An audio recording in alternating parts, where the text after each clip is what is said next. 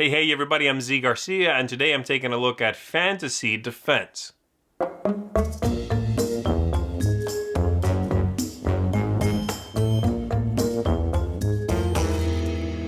In this 1 or 2 player game, the players are going to be using their deck of characters to defend against some invaders, and it kind of plays like a tower defense game in some ways, where the characters, the baddies, are going to show up at specific locations, and you have to play your good characters on your side of those ramparts, if you would, or wall, in order to push them back and defeat the entire deck of bad guys before they wipe you out.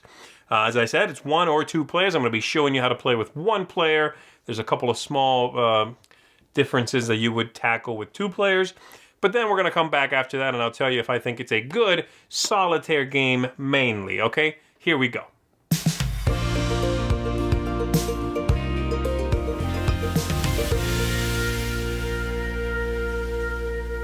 So here I'm going to be showing you how the game works with 1 player, and at the end I'll explain briefly how you would adapt this to play with 2 players, okay? So to set it up for 1 player, we've already gone ahead and laid out the tiles here in the center of the table that we are defending.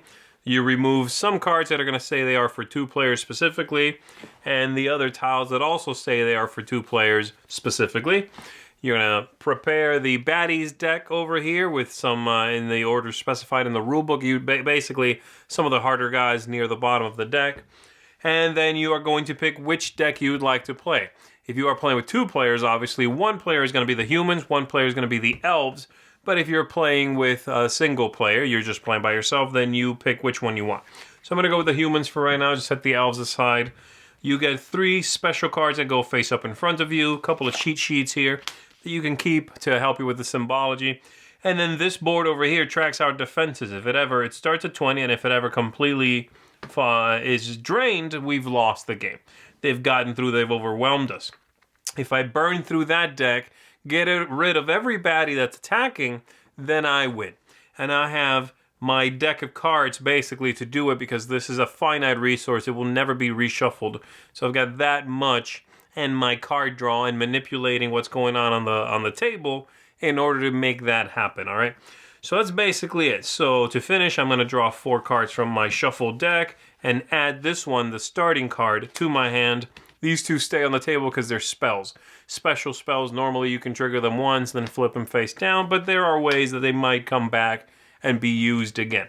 So the game's going to be played in rounds until the game is over, and each round is going to have 4 phases, okay? You have the invasion phase, you've got strategy, battle, and then you've got reinforcement.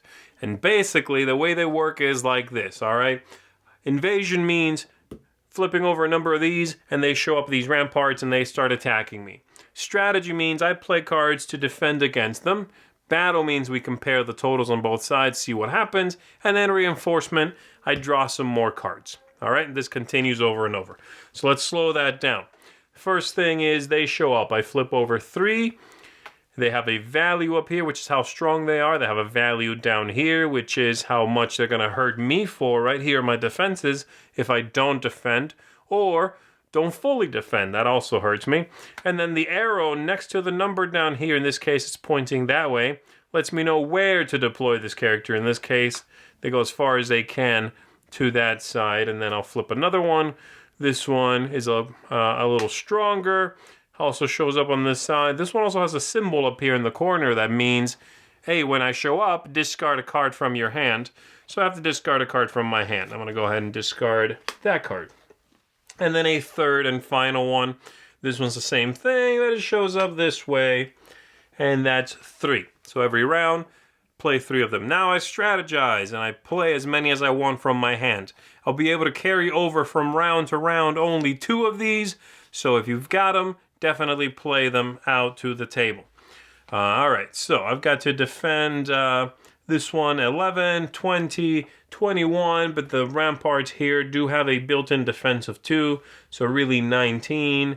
Okay, let's see what I can do here. So I've got a few special characters. This is a 4 strength. Yeah, I'll just play these like this for right now. That's a 4 strength. This is a 1 strength, but when I play it, I get to draw another card from my deck.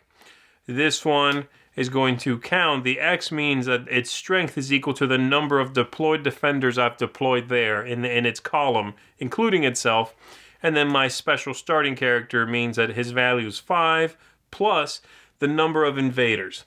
So right now he would be 8 by himself. All right. So let's say, just for the sake of the example here, let's say I'm going to play over here, try to take this out.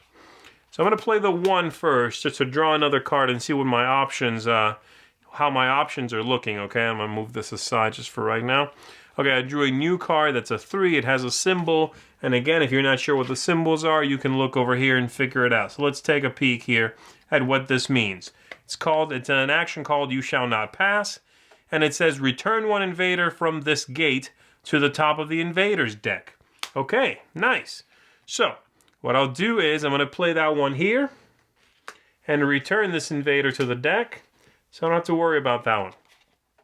And now I've got, I'm going to go ahead and play this one here and this one here. 5, 6, 7. I just dropped the power on it, okay, because I returned 1. So 7, 8, 9, 10, 11, 12. Oh, this isn't going to work out, is it? All right, so here's what I'll do instead. I'm going to play these here. And then I'll play Wolfie right there because I think I still need it, right? 5, 6, 7, 8, 9, 10, 11. And I will play the wolf because I have a reason for that, all right? So that's how that works. You can also, as you are deploying and strategizing, you are allowed to shift these defenders 1 space over. Because once you've played them, they're usually locked there. So for example, since she showed up here and didn't really do anything, if I wanted to, I could move her over 1. And they say to slightly turn it to remind you, you know. So I could do that. I could choose to do that if I want to give her more mobility, you know. And so I will go ahead and do that.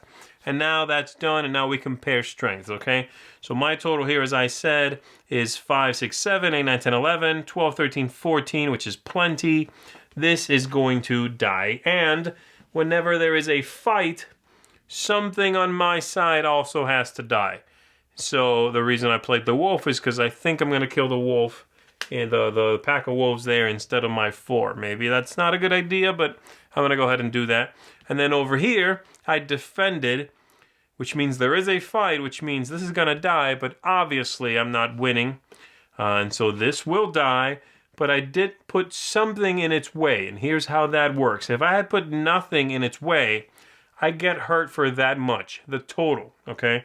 So let's bring this back in. I would take 1, 2, 3. If I put something in its way, even if I lost, which again I did, I take half instead. Round it up though, which is not ideal for a 3 because I still take 2. But it's better than 3, and this is very tight. How you have to manage those 20 points is it's very tricky. So there you go. Now something else I could have done is I could have used this spell here that lets me get rid of an invader of up to value 22. I spend it, and this is gone. I could have done that too, but I'm saving it for right now, okay? Once that's done, then I'm going to go to my draw step, where I draw 1, 2, 3, 4, 5 cards from the deck, and it is the next round. So I'll just go ahead and play through this one a little bit quicker if I can. That goes there, that goes there, and that goes there, all right? And then I can play some cards. I'm going to go ahead and use this to get rid of that one. I'm pretty sure it just goes away. Let me double check on that. Discard it. Yeah, so he's gone, okay? And then I am going to I'm going to move both of these over here so they can deal with that one. I am going to play, this one is going to move here. Do that. And then I'm going to play a 7 right here, like so. And then I'm going to do, this is 5, 6, 7, 8. I'm looking at 12. I should have definitely kept that wolf around, I'll tell you. I'm going to play this one here and bounce this back to the deck with a little magic. And I'm not going to win there, but I'm going to throw a 2 in there. Let's see. What did I say? It was 5, 6, 7, 8, 9, 10, 11 now because I bounced one. 11, 12, 13, 14, 15, 16, 17. Still not enough. So I'm going to hang on to 2 of these cards, all right? That's it. And now we resolve the fight. This is gone. This one dies.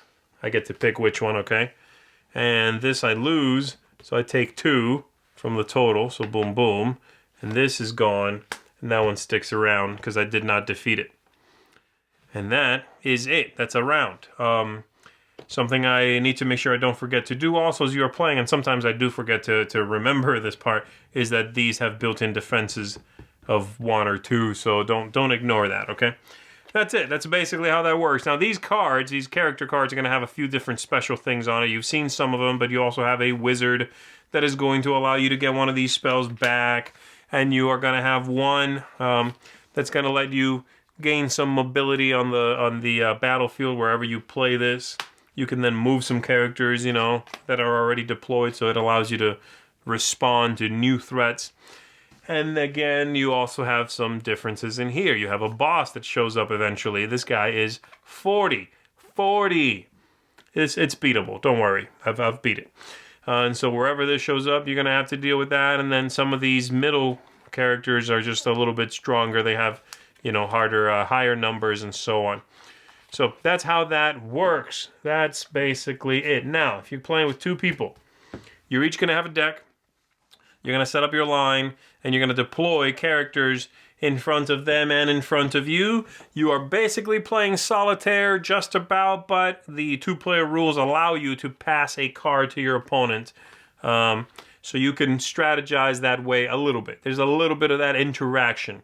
And the bosses do get beefier when there's 2 players. So you can both attack the boss, because he would be played between you 2 as opposed to just facing one player or just facing the other player. It's largely the same game, but with a little less visual clarity maybe, and you can collaborate and cooperate a little bit. All right, so hopefully that gives you an idea of how the whole thing works. I'm not going to dive into the elf deck, but it's there. It has new powers, new abilities, new artwork, all of that stuff. I think this is enough to kind of give you a rhythm and idea of how the game goes. Let's just go back up top and let me talk about how the game feels and what I think of it. All right, so there it is. Let's talk about it. I'm going to start off with thematic ties. I think the theme here is fine. It's inoffensive. I'm not a big fantasy enthusiast, and I kind of find the whole genre a little bit tired at this point, but this game, it makes sense. This idea of defending a castle ties nicely with fantasy, and the powers on the characters, some of them I think have been well tied together, so I like that. No problem with the theme here. It works well, and if you're someone who does like fantasy, you're going to like it even more than I do, and be more enthused by it. The aesthetics are fantastic. I love the look of the game. The artwork is incredible. The tiles are nice and chunky. Cards are well made. The whole thing has a fantastic look. It's the first thing that caught my eye when I saw this, and it immediately drew me in. Even though I don't like the fantasy theme, I looked at it and thought, that looks cool. And it's 1 player. I got to check that out. The replayability and scalability, right? So let's talk about that. I definitely prefer the game with 1 player than 2, but it's easy enough to play with 2. You're just going to need more room on the table, and your math is going to get a little higher. We'll talk about math in just a little bit. But I think 1 player, it's so breezy and quick what you're doing that I simply prefer it at 1. You know, it's faster to set up, easier to play, and you're not missing out that much from playing with 2. The interaction there, as I said, I find to be kind of minimal. So as far as replayability goes, it's okay. And again, I'm only reviewing here what comes in that base set. I understand that there is more content for the game if you choose to pursue that. But out of the box, I think the replayability is pretty good.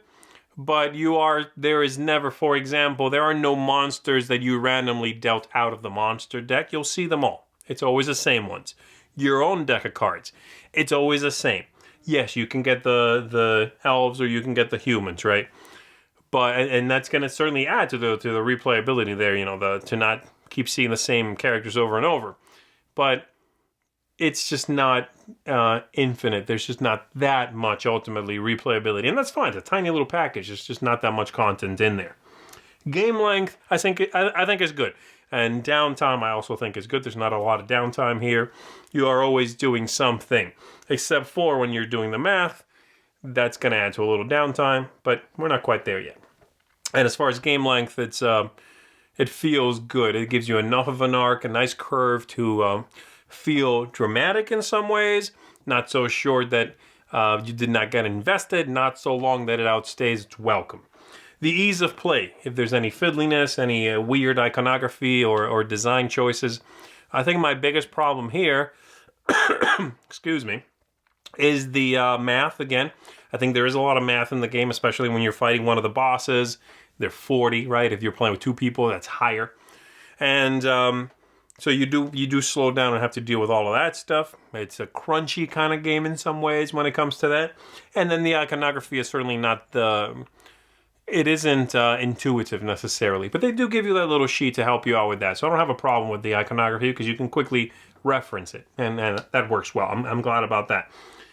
And the playing out of cards where things go, all of that, shifting, defenders and so on, that's cool. That's not fiddly.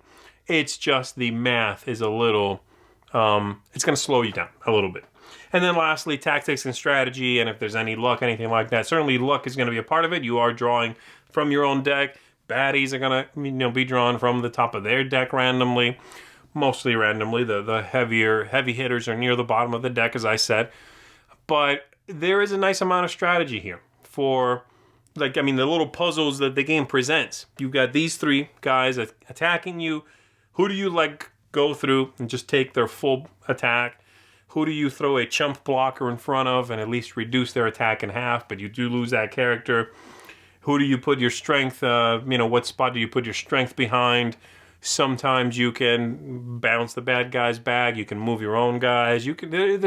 There's enough going on where the little puzzles feel interesting and tactically rich. So I like that, okay? So all of that to say that I do enjoy this game. I think it's a game that looks more epic than it plays, but that's fine. That's a perception thing. And when I first looked at it, I thought this is going to be very involved, a very epic kind of experience. And it ultimately comes down to play some cards at the right spot and calculate your totals. That's mostly it. That's not to say I don't like it, though. I was perhaps hoping for more, and I didn't quite get it. I like it. I would certainly recommend it if you are someone that enjoys these kinds of solitaire games. Usually solitaire games don't have a great theming behind them, at least small ones. Okay, I know the bigger epic ones do. But if you are looking at a solitaire game that's largely a deck of cards, maybe some tokens and some tiles, they usually don't have a very strong thematic tie. This one does. And again, if you like fantasy, it'll give you that. So I like it. This one's going to get a seal of approval from me. I was hoping for more, but what I got, I enjoyed. And I think if you are a fan of what you saw, I think you're going to enjoy it too. So there you go. Thanks for tuning in. I'll see you next time. Thanks so much for watching the Dice Tower videos. Find more great videos and reviews, as well as our top-rated audio podcast at Dicetower.com. The Dice Tower is sponsored by Cool Stuff Inc., where you can find great games for great prices. Cool stuff in stock. Check them out at CoolStuffInc.com.